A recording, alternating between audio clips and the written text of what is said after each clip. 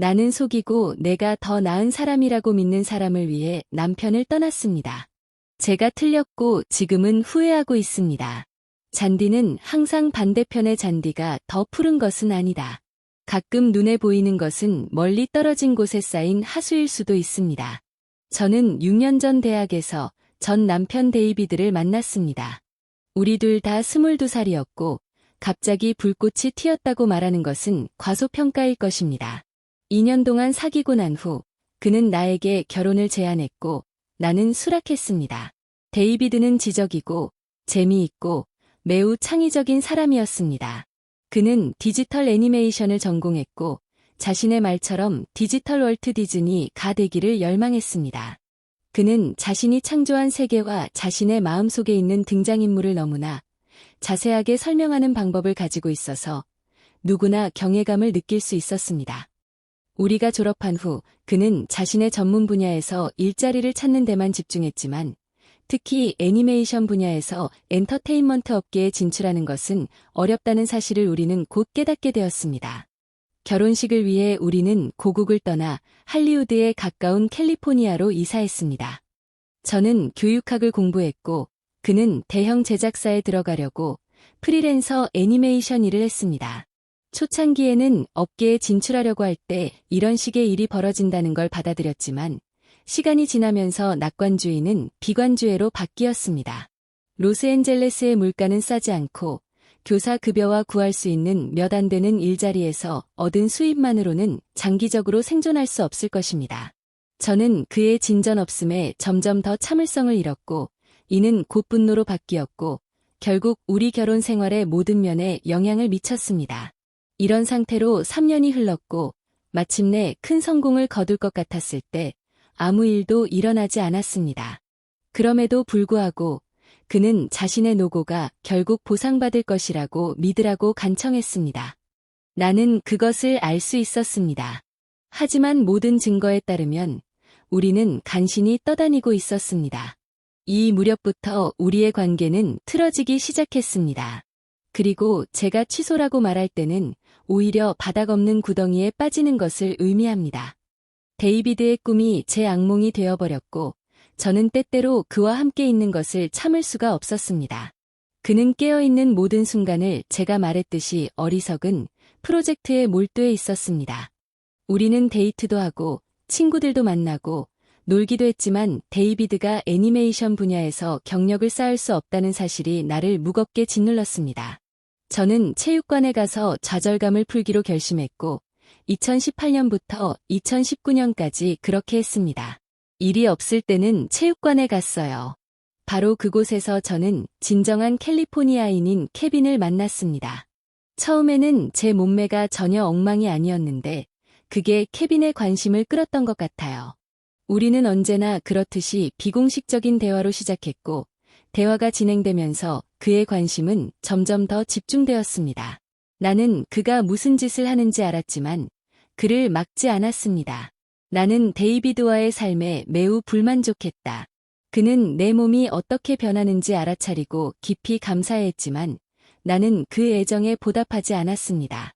나는 그를 극도의 경멸심으로 바라보기 시작했습니다. 지금 돌이켜보면 데이비드가 나에게 이런 짓을 당할 만한 짓을 한 것은 아니었다. 나는 그에게 애정과 친밀감을 주지 않았는데 그것은 그에게 행하기에 끔찍하고 역겨운 일이었지만 그것이 마지막은 아니었습니다. 몇 달이 지나면서 케빈과 저 사이의 관계는 더욱 깊어졌습니다. 곧 나는 그와 함께 체육관 밖에서 놀고 있었습니다. 우리는 실제로 데이트를 했어요. 저는 데이비드에게 직장 친구들과 어울린다고 거짓말했지만 사실은 케빈의 집에서 밤을 보내고 있었습니다. 그리고 물론 그 밤에는 TV를 보고 훈련 팁을 교환하는 것 이상의 일이 있었습니다. 데이비드는 내 배신 사실을 전혀 몰랐지만 내가 우리 관계에 불만을 품고 있다는 사실은 잘 알고 있었습니다. 하지만 그는 나를 행복하게 하기 위해 온갖 노력을 했고 상황을 바로잡기 위해 할 수 있는 모든 것을 했지만 나는 그에게 무관심했습니다. 2019년 8월에 제가 데이비드에게 이혼하고 싶다고 말했을 때 그는 엄청난 충격을 받았습니다. 저는 그에게 더 이상 그의 꿈이 이루어질 때까지 기다릴 수 없다고 말했고, 가족을 꾸리고 싶다고 말했고, 우리가 처한 재정적, 정서적, 정신적 상황에서는 결코 그와 함께 가족을 꾸릴 수 없을 것이라고 말했습니다. 그는 나에게 이런 짓 하지 말라고 간청하고 애원하면서 왜 그에게 이런 짓을 하는지 물었습니다. 저는 케빈 때문에 그를 떠난다는 걸 알았기 때문에 미안한 마음도 들었지만 마음 깊은 곳에서는 그것이 제게 필요한 일이라고 믿었습니다.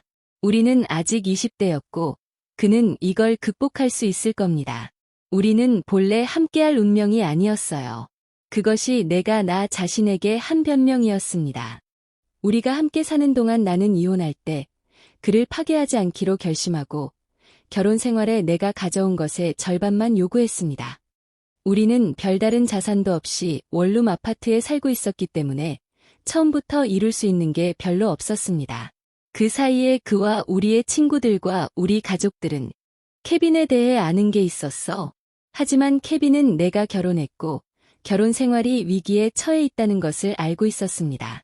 그가 나를 떠나게 한 사람이에요. 2019년 11월에 데이비드와 이혼했습니다. 저는 점점 케빈과 더 가까워졌습니다. 팬데믹이 우리에게 큰 타격을 주었을 때 저는 케빈과 함께 시간을 보내는 것과 그와 함께 사는 것이 전혀 다른 것이라는 것을 깨달았습니다. 자세히 설명하지는 않겠지만 케빈이 했던 일과 하지 않았던 일, 예를 들어 그가 그려서 내가 볼 수 있는 곳에 놓아두었던 작은 그림이나 내가 시험지를 채점할 때 꼭 가져다 주던 음식을 얼마나 그리워했는지 깨달았습니다. 모든 작은 것들이 합쳐지기 시작했습니다. 또한 친밀감 측면에서 새로운 것이 반드시 더 나은 것은 아니라는 사실도 깨달았습니다.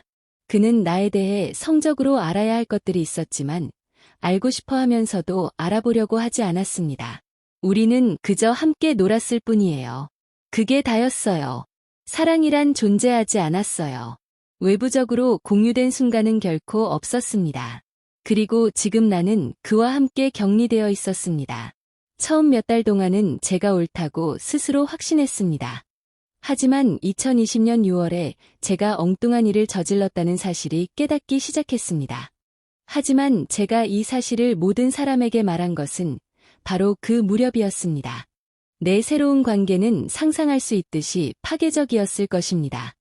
그는 때때로 얼마나 깊이 상처받았는지에 대해 이야기하는 긴 메시지를 보냈지만 궁극적으로 그는 단지 내가 행복하기를 바랐습니다. 그 순간 나는 그에게 진실을 말하고 싶었지만 몇 달 동안 그를 속일 수 없다는 것을 알았습니다. 그에게 거짓말을 하고 다른 남자를 위해 그를 떠났습니다. 본질적으로 나는 그에게 이것을 할 수 없었지만 그의 말을 듣고 내 영혼이 찢어졌습니다. 이제 내 이기심이 이 아름다운 영혼의 모든 것을 앗아갔다는 것을 알게 되었습니다. 그의 계획이 실현되기를 그냥 앉아서 기다릴 수 없었기 때문입니다. 운명은 아이러니가 없는 것은 아닙니다. 그 메시지를 보낸 지 불과 몇 달 후에 그가 로스앤젤레스에서 대량 이주하여 두 사람과 팀을 이루어 자신의 스튜디오를 시작했다는 것을 알게 되었습니다. 스튜디오를 위한 공간을 찾는 것은 어렵지 않았고 원한다면 집에서 일할 수도 있었습니다. 또한 같은 분야에 있는 공통의 친구를 통해 그들이 인터넷에 바이러스처럼 퍼진 첫 번째 프로젝트를 시작했다는 것을 알게 되었습니다. 이것을 알게 된 나는 여기서 완전한 바보 같은 기분이 들었습니다. 나는 그를 떠난 것이 그녀가 사실 그 반대였는데 나를 해방시켜 주었는데 아내로부터 해방된 건 바로 그가 이기적이고 케빈을 요구하는 사람이었다. 우리는 2020년 8월에 이혼하고 싶다고 말한 후 거의 1년 만에 헤어졌다. 우리가 한숨과 함께 끝낸 회오리 바람 같은 로맨스는 요즘 우리가 좋은 친구라는 걸 보여주었지만 연인은 아니었다. 나는 한 달 후에 내 집으로 이사했고 그 이후로 그는 어디에 있었을까? 그가 자신의 삶을 재건하는 것을 지켜보며 내가 자발적으로 끝내기로 한 삶을 후회하고 있었다. 나는 종종 아웃스테이션에서 데이비드의 프로필을 보고 오늘 그의 게시물 중 하나가 정말 내 마음을 울렸다.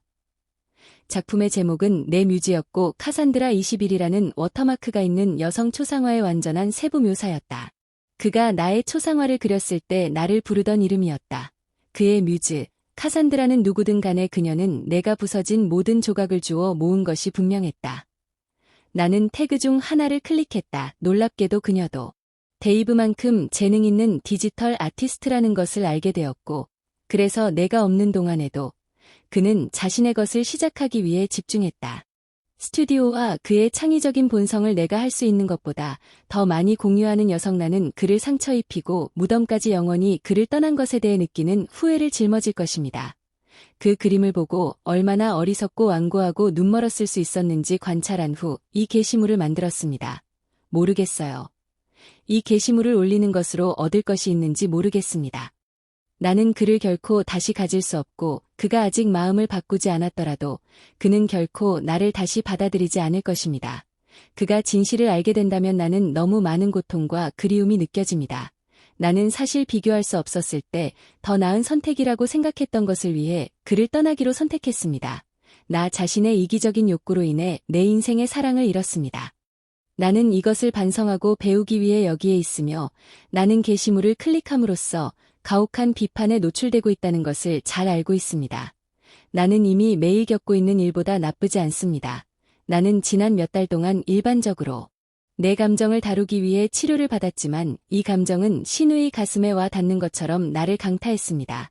그는 내 친구, 영웅, 첫사랑이었지만 결혼이 무엇이어야 한다고 믿는 것에 대한 나만의 불안감을 허용했습니다. 나를 그에게서 떼어내 다른 남자의 침대로 밀어넣었는데 그 남자는 지금 그녀가 가진 남자와는 거리가 멀었습니다. 우리는 다시는 이런 사랑을 찾을 수 없을 거라고 말해야 합니다. 여자의 충성심은 남자가 아무것도 가지고 있지 않을 때 시험을 받습니다. 남자의 충성심은 남자가 아무것도 가지고 있지 않을 때 시험을 받습니다.